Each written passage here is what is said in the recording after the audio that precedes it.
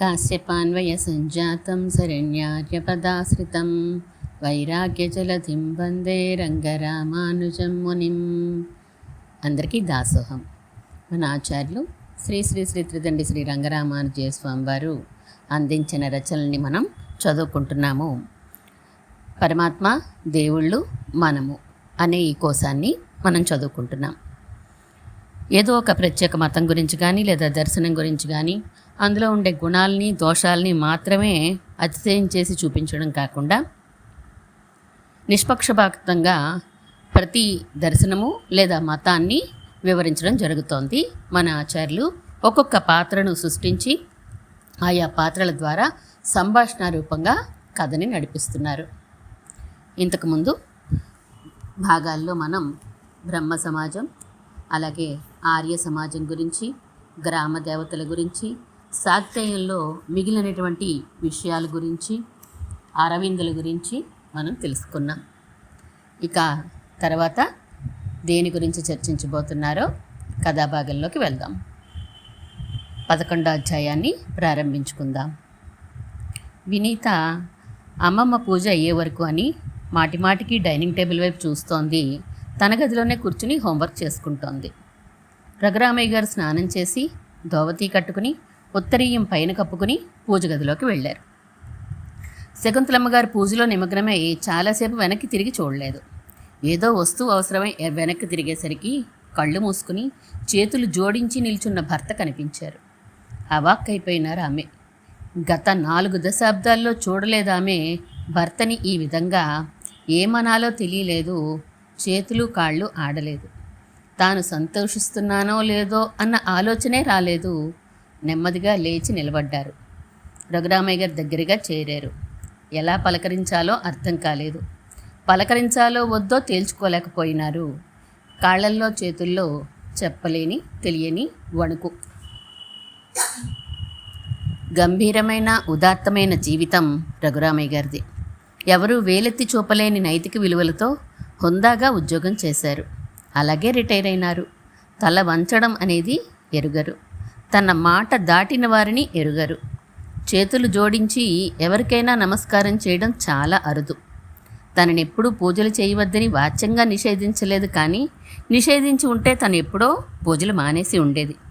ఆయన మాట కన్నా తనకి దేవుడు ఎప్పుడూ ఎక్కువ కాదు. ఆయనకి దేవుని విషయంలో ప్రీతి గౌరవం కలిగితే బాగుండనని ఉండేది, ఉన్నది.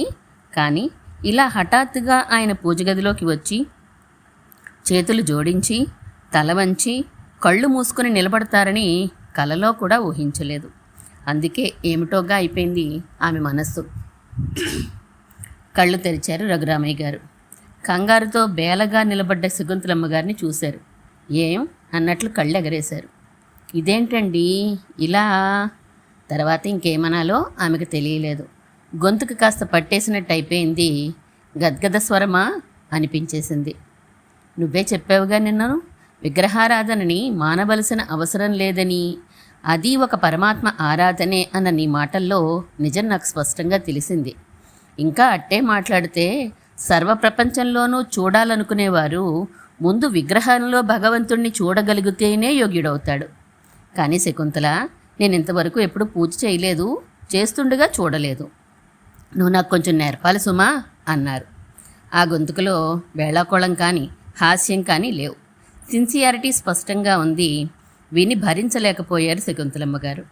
బయటి ప్రపంచంలో పెద్ద మనిషి, ఉదాత్త గంభీరుడు అయిన భర్త తనతో ఎప్పుడైనా హాస్యంగా సరదాగా మాట్లాడడమే ఎరుగుదురు, కానీ ఇలా గంభీరంగా నిశ్చలంగా తన ఇదివరకటి అభిప్రాయాలను శీర్షాసనం వేయిస్తూ పూజ నేర్పమనడం ఎంతమాత్రం ఆమె ఊహించనిది. పైగా భార్యని నేర్పమని అడగడమా అనే చిన్నతనం ఏమాత్రం లేకుండా అడిగిన తీరు మరింత కదల్చి వేసింది ఆమెను. అనుకోకుండా కళ్ళంట ధారగా నీళ్లు కారిపోయినాయి. మీకు నేను నేర్పడం ఏమిటండి అంటూ మరి మాట్లాడలేక ఆయన్ని ఆనుకుని కళ్ళు తుడుచుకుంటూ ఉండిపోయినారు. ఇంకా టిఫిన్కి పిలవలేదేమీ అమ్మమ్మ అనుకుంటూ వచ్చిన వినీతకి ఆ దృశ్యం వింతగా విశేషంగా అనిపించింది. అమ్మమ్మ కళ్ళల్లో నీళ్లకి తాతయ్యే కారణం అని వెంటనే నిర్ణయానికి వచ్చేసింది. 2 చేతులు నడుముకు 2 వైపులా పెట్టుకుని తాతగారి వైపు చూస్తూ ధిక్కారంగా, ఏమన్నారేం అమ్మమ్మని? అమ్మమ్మ ఎంతో మంచిది తెలుసా? మీరే మరి పూర్తి చేయలేక ఏడిచేసింది తను కూడా. ఒక్కసారి తను చేసిందేమిటో తెలిసి వచ్చింది శకుంతలమ్మ గారికి. చటుక్కని వినీతిని ఎత్తుకుని ఓదార్చారు. రఘురామయ్య గారికి ఎందుకిలా ఈమె కంటనీరు పెట్టిందో స్పష్టం కాలేదు. కానీ గబగబా ఈ సిచ్యుయేషన్లోంచి మామూలు స్థితికి వచ్చేస్తే బాగుండును అనిపించింది. తన గదిలోకి నెమ్మదిగా వెళ్ళి చొక్కా వేసుకుని డ్రాయింగ్ రూమ్లోకి వెళ్ళి కూర్చున్నారు. కాసేపట్లో టిఫిన్కి పిలుపు రావడం, మౌనంగా టిఫిన్ చేయడం, వినీత మామూలుగా తన హోంవర్క్కి వెళ్ళిపోవడం జరిగిపోయినాయి. అయితే ఏ దేవుడు ఫోటో పెట్టమన్నారు పూజ గదిలో? పోనీ అందరి దేవుళ్ళని పెట్టేదా? అడిగారు శకుంతలమ్మ గారు మృదువైన గొంతుకతో ఆయన ప్రక్కనే కూర్చుంటూ. ఒక్కసారి తేరిపార ఆమె ముఖం వైపు చూసి మళ్ళా పేపర్లోకి తల దూర్చేసుకుని అన్నారు. ఆయనకి కాస్త బిడియంగా ఉందేమో తనలోని మార్పుకి, అందుకే నేరుగా ఆమె వైపు చూడకుండానే అన్నారు. ఏ దేవుడు అన్నది నేను ఇంకా నిర్ణయించుకోలేదు. మనకన్నా పైన ఇంకొక శక్తి ఉన్నది అన్నంతవరకు ఒప్పుకుంటే నష్టమేం లేదని కొంచెం రోజుల క్రితం అనిపించింది. ఒప్పుకున్నందువలన లాభం ఉందో లేదో, ఉంటుందో లేదో తెలియదు. ఒప్పుకోనందువలన ఇమీడియట్గా వచ్చే నష్టము కనిపించలేదు, కలిగే లాభం కూడా ఏమీ కనిపించలేదు. ఇలా ఒప్పుకున్నా ఒప్పుకోకపోయినా లాభ నష్టాల్లో తేడా లేకపోయాయి. ప్రపంచ మేధావుల్లో అధిక శాతం మన పైన ఒకడు ఉన్నాడు అనే నమ్ముతున్నారు. నేను నమ్మక ఇన్నాళ్ళు జీవితం గడిపాను. వారిలాగే ఇప్పుడు మనం నమ్మి గడిపితే ఏం అని అనిపించింది. అలా అనుకున్నప్పటి నుండి ఒక తృప్తి, నిశ్చింత కలగడం ప్రారంభించింది. ఇక సైకలాజికల్ సాటిస్ఫాక్షన్ ఏమో తెలియదు. నా చిన్నతనంలో ఓ మారు మా నాన్నతో బజార్కి వెళ్ళాను. ఒక దుకాణం అరుగు మీద నన్ను కూర్చోబెట్టి, ఇప్పుడే పక్క వీధి దుకాణంలో సామాను కొనుక్కొని వస్తాను అని వెళ్ళారు. అలాగే కూర్చున్నాను. నాన్న కనుమరుగైన దగ్గర నుంచి ఏదో బెంగ ప్రారంభమైంది. నేను కూర్చున్న ఆ దుకాణం వాడు తెలిసినవాడే. నాన్న ఎక్కడికి వెళ్ళారో తెలిసిందే. వచ్చేస్తారు, బెంగే లేదని తెలుసు. అయినా మాటిమాటికి అటువైపు చూడడం, ఇంకా రాలేదు అనుకోవడం క్రమంగా అధికమైపోయాయి. అరగంట తర్వాత దూరంగా ఉన్న నాన్న కనిపించేసరికి అమ్మయ్యా అని ఎంతో తృప్తి, నిశ్చింత కలిగాయి. ఇన్నాళ్ళు గడిచినా నేను ఆ సంఘటన మర్చిపోలేదు. ఆనాడు కలిగిన ఆ తృప్తి, నిశ్చింత లాంటివే మనకన్నా పైన మనల్ని చూసుకునేవాడు ఒకడున్నాడని అనిపించడం ప్రారంభించిన రాత్రి కలిగింది. ఆ సంతృప్తి అలా అలా చాలా దృఢపడిపోతోంది. అయితే ఇన్నాళ్ళు నాకు నిశ్చింత లేకపోవడం, బెంగగా అశాంతిగా ఉండడం మాత్రం జరగలేదు. దేవుడేమిటి పిచ్చి కానీ అని తిరస్కరించినప్పుడైనా గిల్టీ ఫీలింగ్ కలగలేదు. కానీ ఇప్పుడు పరమాత్మ ఉన్నాడు అనే సంతృప్తి ప్రారంభం అయిన తర్వాత మాత్రం అప్పుడు నేను అలా అన్నది అనవసరమేమో అని అనిపిస్తోంది. ఆ దేవుడు సర్వవ్యాపి అని నిశ్చయం చేసుకున్నంతలో నిన్నను విగ్రహారాధన గురించి చర్చ అనుకోకుండా వచ్చింది. నీ అభిప్రాయాలు నచ్చాయి నాకు. విగ్రహానికి పూజ చేస్తే కాస్తంత టైం ఖర్చు అవుతుంది తప్ప ఇంకో నష్టం లేదు. లాభం అంటావా? సర్వత్రా వ్యాపించిన వాడు విగ్రహంలో ఉండడా? ఉంటే సంతోషించి తన అనుగ్రహంతో ఇంకా లోకంలో తను ఎక్కడెక్కడ ఉన్నాడో తానే చూపిస్తాడు. విగ్రహంలో నిజంగా లేడనుకో, ఇక ఫలానా చోట ఉన్నాడు అనేది నిర్ణయించలేం కదా. విగ్రహంలో తప్ప ఇతరత్రా మాత్రమే ఉన్నాడు అనేది అసంబద్ధం. అందుచేత పూజ చేయాలని నిర్ణయించుకున్నాను. ఇక ఏ దేవుడు అంటావా? ఏమో చెప్పలేను. ఇంకా నా మనసులో పరమాత్మ అనే భావమే కదులుతోంది కానీ ఒక రూపం కదలడం లేదు, పేరు అంతకన్నా రాలేదు. ఒకటి మాత్రం ఖచ్చితం, అనేక దేవతారాధన చెయ్యను. ఆ దేవతలందరూ ఒకే దేవుడి అంశలుగానో లేక ఆ దేవతలందరినీ కంట్రోల్ చేసే దేవుడినో ఆరాధిస్తాను. అంతవరకు షూర్. ఇక మిగిలినవేవీ నిర్ణయించుకోలేదు. సంజాయిషి ఇస్తున్నట్లుగా తన మనసులోని భావాలన్నీ అలా అలా వరుసగా సుదీర్ఘంగా నెమ్మదిగా వివరిస్తున్న భర్త వైపు ఏదో తెలియని విశేషంగా చూశారు శకుంతలమ్మ గారు. ఏమో అనబోయేంతలో నూనె బాబాయ్ వచ్చాడు అంటూ అరిచింది వినీత తన స్టడీ టేబుల్ దగ్గర నుంచే. ఏయ్, నిన్న అలా పిలవద్దని మొన్ననే చెప్పేనా? మళ్ళీ అలాగే పిలుస్తావేం? లోపలికి వస్తూనే వినీతని కోప్పడ్డారు నవ్వుముఖంతోనే డాక్టర్ నూనె. అంటాను, నూనె బాబాయ్ స్పెషల్ ఐస్ క్రీమ్ ఇస్తానని ఆశపెట్టి ఇవ్వలేదేం? మళ్ళా అంట నూనె జిడ్డు బాబాయ్ అని ఇంకా పెంకితనంగా నవ్వుతూ అరిచింది వినీత.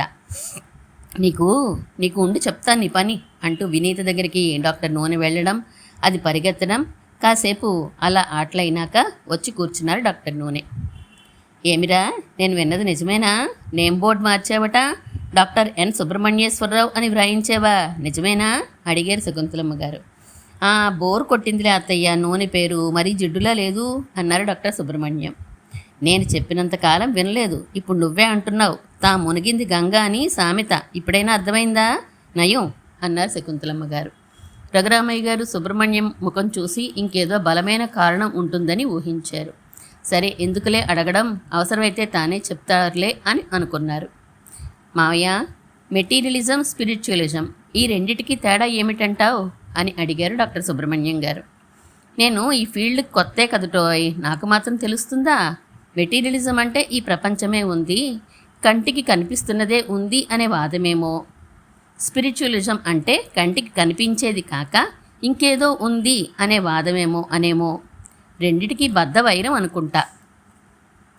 మధ్యలో మరొకటి చేర్చవచ్చుననుకుంటానండి, ఐడియలిజం అని, మనస్సు ఉన్నది అనేవారిని. నీ ఉద్దేశం ఏంటి? అర్థం కాలేదు. కేవలం బయటి ప్రపంచమే ఉందనేవారొకరు, బయట ప్రపంచాన్ని అనుభవించడానికి మనస్సు కూడా ఉందనేవారొకరు, ఆ మనస్సు పైన ఆత్మ ఉందనేవారొకరు అని 3 కేటగిరీలు చేయవచ్చునేమో. అక్కర్లేదత్తయ్య, బయటి ప్రపంచాన్ని అనుభవించాలన్నా, లోపలి ఆత్మను తెలుసుకోవాలన్నా మనస్సు తప్పనిసరి కనుక మెటీరియలిజం, స్పిరిచువలిజం 2 ఉంటే చాలు. చాలదురా అబ్బి, మనస్సు వల్లనే సమస్త ప్రపంచం గోచరిస్తోంది అన్నవారినో. ఇదిలా ఉండగా పరమాత్మ ఉన్నాడని ఒప్పుకునేవారు, ఒప్పుకోనివారు అని మరి 2 తెగలు వస్తాయి. ఆస్తికులు, నాస్తికులు అన్నమాట. ఆ పదాలు కుదరవని చెప్పారుగా పురుషోత్తం గారు. వేదాన్ని నమ్మినవాడు ఆస్తికుడు, నమ్మనివాడు నాస్తికుడు అని కదా నిర్వచనం. వేదాన్ని నమ్మిన తర్వాత దేవుడు ఉన్నాడని ఒప్పుకోనివాడు ఉంటాడా? ఉంటాడు అన్నారు అప్పుడే లోపలికి వస్తున్న పురుషోత్తం గారు ఆ ఆఖరి మాట విని. ఏంటి, వేదాన్ని ఒప్పుకుంటూ దేవుణ్ణి ఒప్పుకోనివారు ఉన్నారా? మళ్ళా అడిగారు రఘురామయ్య గారు అందరూ స్థిమితంగా కూర్చోగానే. వారిని మీమాంసకులు అంటారు. ఇంకా ఖచ్చితంగా చెప్పాలంటే పూర్వమీమాంసకులు అంటారు. జైమిని మహర్షి ఈ సిద్ధాంతాన్ని ప్రవేశపెట్టారు. వేదం దేవుడున్నాడని కదా చెప్తోంది, అది నమ్ముతూ దేవుడు లేడు అనడం ఏంటి? ఇక్కడ కొంచెం స్పష్టంగా అర్థం చేసుకోవాలి. మీరందరూ దేవుడు దేవుడు అని వాడుతున్నది భగవంతుడు అనే ఉద్దేశంలో, అవునా? అవును, ఇంద్రాది దేవతల్ని కూడా సృష్టి చేసినవాడు అనే మా ఉద్దేశం. ఆయన ఒకడున్నాడని వేదం చెప్పలేదు, ఉపనిషత్తులు చెప్పాయి. వేదం వేరు, ఉపనిషత్తులు వేరునా? మళ్ళీ మొదటికి వచ్చారా? ఇదివరకు చెప్పుకున్నాం కదూ, వేదంలో 4 భాగాలుంటాయి: సంహిత, బ్రాహ్మణం, ఆరణ్యకం, ఉపనిషత్తు అని. మొదటి 3 కలిసి కర్మకాండ, 4వది ఒకటి బ్రహ్మకాండ లేదా జ్ఞానకాండ. మొదటి 3 కర్మలు ఎలా చేయాలో చెప్తే 4వ దాంట్లో పరమాత్మ స్వరూపం వగైరాలు చర్చించబడినాయి. అవునవును, జ్ఞాపకం వచ్చింది. వేదం అంటే కొంతమంది ఉద్దేశంలో కేవలం సంహిత మాత్రమే అని కూడా చెప్పారు. వేదంలో చెప్పారు అని సామాన్య మానవులంటే సాధారణంగా ఉపనిషత్తుల్ని కూడా వేదంలో కలిపే చెప్తారు. కానీ దార్శనికులు లేదా పండితులు వేదం, ఉపనిషత్తుల వాక్యాలు విడివిడిగా ఫలానా దానిలో ఫలానాది అని చెప్తూ ఉంటారు. మనం ఇప్పుడు దర్శనాలు అంటే ఫిలాసఫీ చర్చిస్తున్నాం కనుక ఇక నుంచి వేదం అంటే మొదటి భాగం అయిన కర్మకాండని, ఉపనిషత్తు అంటే వేదం 2వ భాగం అయిన బ్రహ్మకాండ అని గుర్తుంచుకోవాలి. అంతేనా అన్నయ్య గారు? అవునమ్మా. ఇంకా ఇప్పుడు చెప్తాను మీమాంసకుల గురించి. అసలు మీమాంస అంటే ఏమిటి? ఇదా, అదా, ఇలాగా, అలాగా అంటూ విచికిత్స చేయడం, వితర్కించడం లాంటి వాటిని మీమాంస అని అంటారు. ఈ జైమిని మహర్షి చెప్పిన దానికి మీమాంస అని ఎందుకు పేరు? వేదంలో చెప్పబడ్డ యజ్ఞ విధానాన్ని అంతటినీ చర్చించాడు ఈయన. అలా చర్చించేటప్పుడు ప్రతి విషయానికి ఒక సంశయం వేసుకుని దానికి లోకంలో వారు చెప్పే సమాధానం తానే చెప్పుకొని దానిని ఖండించుకొని సరైన సమాధానం చెప్పుకుంటూ వెళ్తారు. అందుకు దీన్ని మీమాంస అని అంటారు. అర్థం కాలేదు, మళ్ళీ చెప్పండి. ఉదాహరణకి, అసలు మీమాంసా శాస్త్రం ఇది చదువుకోవాలా అక్కర్లేదా అని మొదటి ప్రశ్న వేసుకుంటారు. అక్కర్లేదు, ఎందుకంటే అంటూ అక్కర్లేదు అనడానికి ఎన్నో ప్రమాణాలు చూపించుకుంటారు. ఈ మీమాంసా శాస్త్రం అవసరం లేదని లోకంలో వాళ్ళు చూపించే ప్రమాణాలన్నీ చూపించుకుంటారు. అప్పుడు ఆ ప్రమాణాలని ఖండిస్తూ చదువుకోవాలి అని నిరూపించే ప్రమాణాలు చూపించి చివరికి ఒక నిర్ణయానికి వస్తారు. ఇది పద్ధతి ఈ మీమాంసా శాస్త్రంలో. ఓహో, అర్థమైంది. విగ్రహారాధన అనే టాపిక్ వస్తే చెయ్యాలా వద్దా అని ప్రశ్నించుకుని వద్దని కొన్ని రుజువులు చూపించి ఆ రుజువులు పనికిరావని చెప్పి చేయాలనడానికి కొన్ని రుజువులు చూపించి చేయాలి అని నిర్ణయించడం అన్నమాట. బాగుంది. ఇదే పద్ధతి ఉపనిషత్తులకు కూడా ఉందా? ఉంది. అందుకనే వేదానికి సంబంధించిన మీమాంసా శాస్త్రాన్ని పూర్వమీమాంస అని, ఉపనిషత్తులకు సంబంధించిన మీమాంసా శాస్త్రాన్ని ఉత్తర మీమాంసా శాస్త్రం అని అంటారు. ఓహో, అయితే ఉత్తర మీమాంసా శాస్త్రంలో భగవంతుడికి రూపం ఉందా లేదా, జగత్తంతా మాయా కాదా అనే చర్చ ఉంటుందా? ఉంటుంది. అదే ప్రధానం అందులో. అయితే అది ముందు చదువుకుందామా? పూర్వమీమాంస అయినాక ఉత్తర మీమాంసకు వెళ్ళడం న్యాయం. ఒక్కొక్క మెట్టు ఎక్కాలి కానీ జంప్ చేయకూడదు. సరే, అయితే అలాగే. ఈ పూర్వమీమాంసకులు సృష్టికర్త లేడని ఎందుకన్నారో చెప్పండి. సింపుల్, వేదంలో లేదు కనుక. కానీ ఉపనిషత్తుల్లో ఉందిగా. ఆ ఉపనిషత్తుల వల్ల ప్రయోజనం లేదు అంటారు. ఎందుకని? ప్రయోజనం కలిగే విధంగా అందులో శబ్దాలు లేవు కనుక. ప్రయోజనం కలిగే విధంగా ఉండడం అంటే ఏమని చెప్పారో, ఒక పని చేయమని కానీ వద్దని కానీ చెప్పే శబ్దాలకే ప్రయోజనం, కానీ మిగిలిన శబ్దాలకి ఏం ప్రయోజనం అని అడుగుతారు వారు. అంటే వినీత ఆ పుస్తకం తీసుకునిరా అన్నారనుకోండి, ఈ శబ్దాలకి ఒక ప్రయోజనం ఉండి వినీత ఆ పుస్తకాన్ని తీసుకుని వస్తుంది. అల్లరి చేయకమ్మా అన్నాననుకోండి, అల్లరి చేయకపోవడం అనే ప్రయోజనం సిద్ధిస్తుంది. వినీత అక్కడ ఆకాశం ఉందమ్మా అన్నాననుకోండి, దానివల్ల ఏం ప్రయోజనం? అర్థమైంది. ప్రేరణ చేసే శబ్దాలనే వీరు కన్సిడర్ చేస్తారన్నమాట. మరి ఉపనిషత్తులలో ప్రేరణ చేసే శబ్దాలు లేనేలేవా? అలాగే వేదంలో ప్రేరణ చేయని శబ్దాలు లేనేలేవా? లేవనే అంటారు వీరు. అందుకే వేదమే ప్రమాణం, ఉపనిషత్తులు కాదు అని అంటారు. అసలు ఈ గొడవ ఎందుకు? సృష్టికర్త లేడని అన్నాం కనుక కదా. ఉన్నాడనుకోండి, ఉంటే ఈ సృష్టి చేయడానికి ఆయనకి పనిముట్లు కావాలి. సృష్టికి ముందు అవెక్కడి నుండి వస్తాయి? పోనీ ఎలాగో వచ్చాయి అనుకోండి, ఎందుకు అసలు ఆయన సృష్టి అంటూ చెయ్యాలి? జాలితో అంటారా? సృష్టికి ముందు ఎవరూ లేకపోతే జాలి ఎవరి మీద? అందుచేత సృష్టి లేదు, ప్రళయం లేదు అంటారు వీరు. మరి జగత్తంతా ఎలా వచ్చింది? ఇది అనాది, ఎప్పటి నుంచో ఉన్నది, ఇంకా ఎప్పటి వరకో ఉంటుంది. వేదాలు భగవంతుడు చెప్పినవి కావా? అసలు ఆయన లేడంటూ ఉంటే కొన్ని ఋషులు రాసినవా? మంత్రాలన్నిటికీ ఋషులున్నారని వేదం చెప్తోందిగా. అసలు కాదు. ఋషులు మంత్రద్రష్టలే కానీ రచయితలు కాదు. మరి ఎలా వచ్చాయి ఈ వేదాలు? ఇవి అనాదిగా ఉన్నాయి, ఇంకా ఉంటాయి. అనాది అంటే ఎలా కుదురుతుంది? ఋషుల పేర్లున్నాయి, స్థలాల పేర్లున్నాయి, ఇవన్నీ ఏదో ఒక కాలానికి సంబంధించినవని చరిత్రకారులు అంటున్నారు కదా.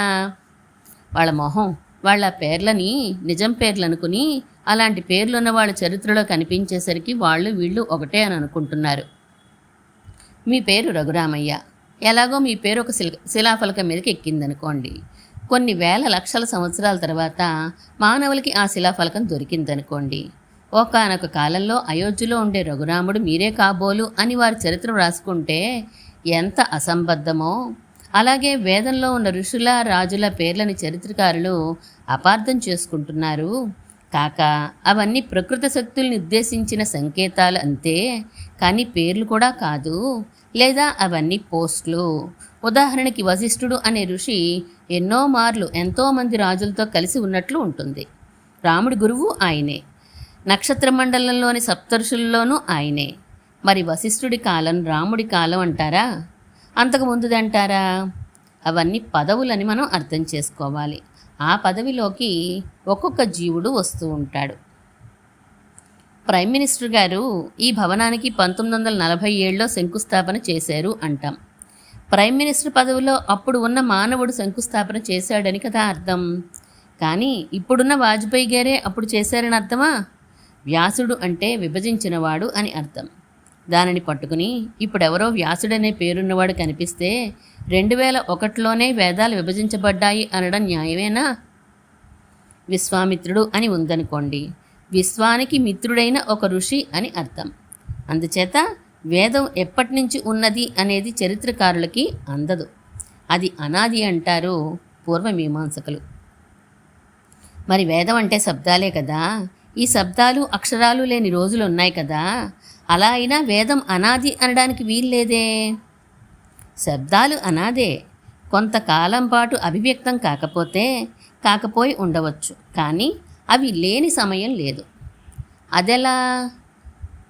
గా గా గా గా గా గా గా గా గా గా. ఇప్పుడు నేనేమన్నాను? గా అని 10 మార్లు సుమారు అన్నారు. 10 గకారాలు అనలేదా? గకారం ఒకటే 10 ఎందుకుంటాయి? ఒకసారి అన్న గా అనే గకారాన్నే 10 మార్లు రిపీట్ చేశారు. నిన్నను చూసిన పురుషోత్తం గారినే ఇవాళ చూసి నిన్నటివాడే ఈయన అని గుర్తుపెట్టినట్లు. ఇంచుమించు అంతే కదా. అంటే పురుషోత్తం గారు ఇవాళ సృష్టించబడలేదు. అవును, అలాగే గకారం కూడా సృష్టించబడలేదు. ఉచ్చరించేసరికి అభివ్యక్తమైంది అంతే. సృష్టించబడగలిగి ఉంటే నేను గా గా గా గా గా గా గా గా గా గా అన్నప్పుడు మీరు 10 గకారాలు నేను అన్నాను అని ఉండేవారు. కానీ మొదటి గకారాన్ని తర్వాత గుర్తిస్తున్నారు కనుక గా 10 మార్లు అన్నాను అని అన్నారు మీరు. బాగుంది ఆర్గ్యుమెంటు. మనకి భాషా శబ్దాలు అనేవి ఆది మానవుల్లో లేవు కదా. మరి శబ్దాలు ఎల్లప్పుడూ ఉన్నాయని ఎలా అంటారు అన్నదానికి మీ సమాధానం బాగుంది. శబ్దాలు ఎల్లప్పుడూ ఉన్నాయి. ఆది మానవులనేవారు ఉచ్చరించి ఉండకపోవచ్చు.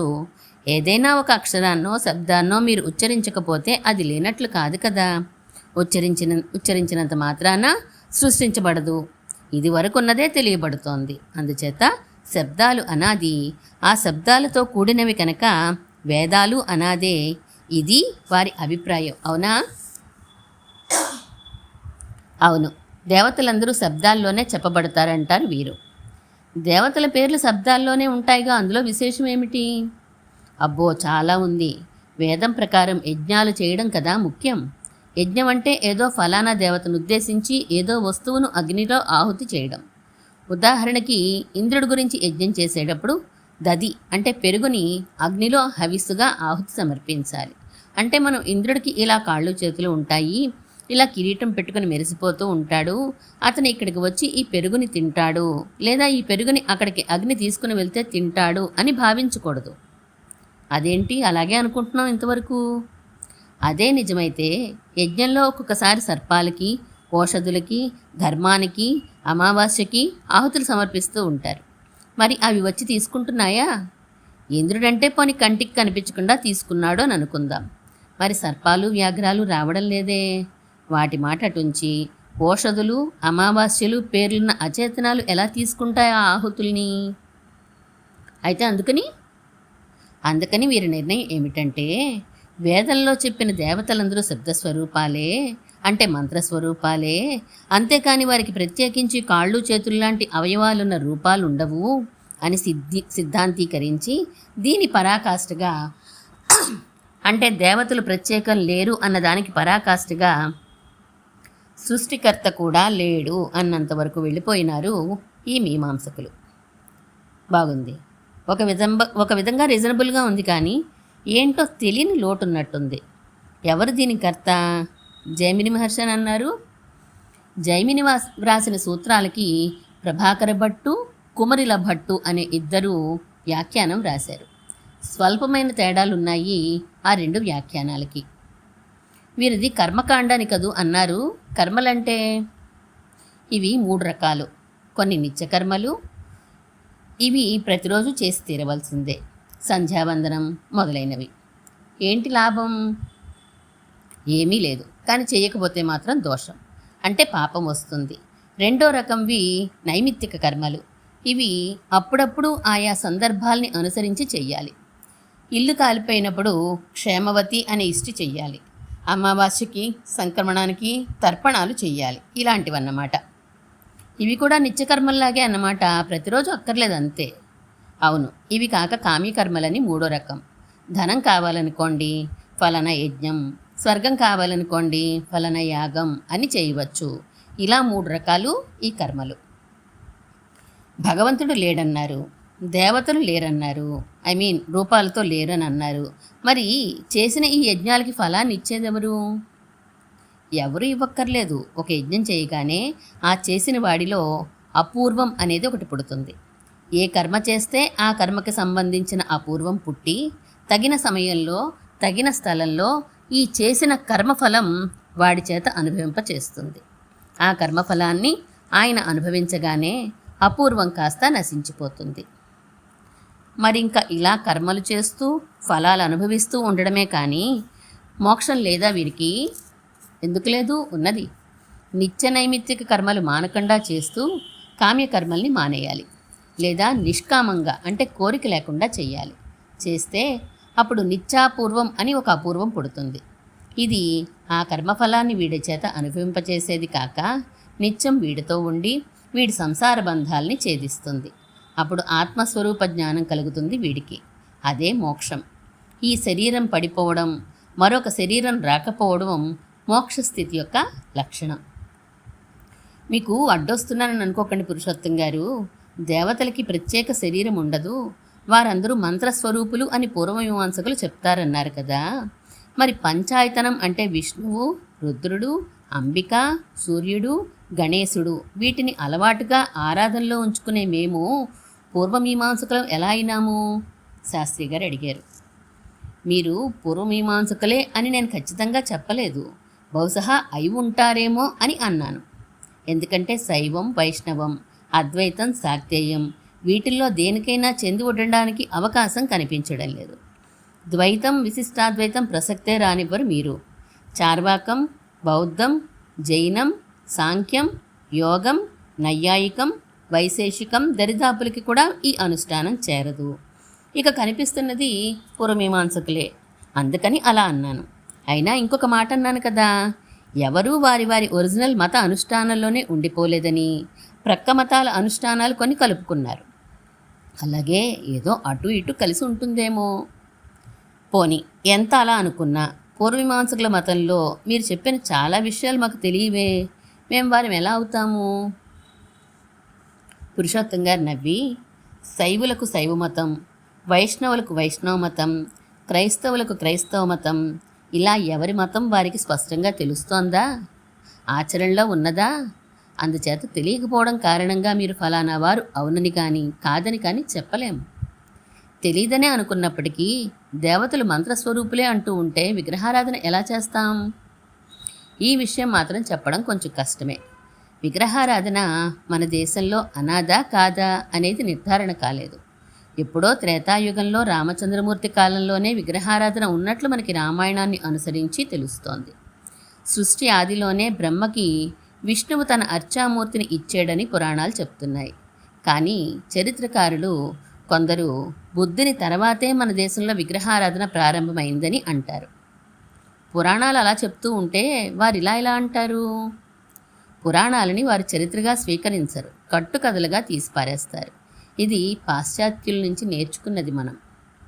అయితే ఒరిజినల్గా మనకి విగ్రహారాధన లేకుండా ఉండి తర్వాతి కాలంలో వచ్చినందువలన మా ఇళ్లల్లో కూడా పంచాయతనాలు వెలిసాయంటారా? అనలేను.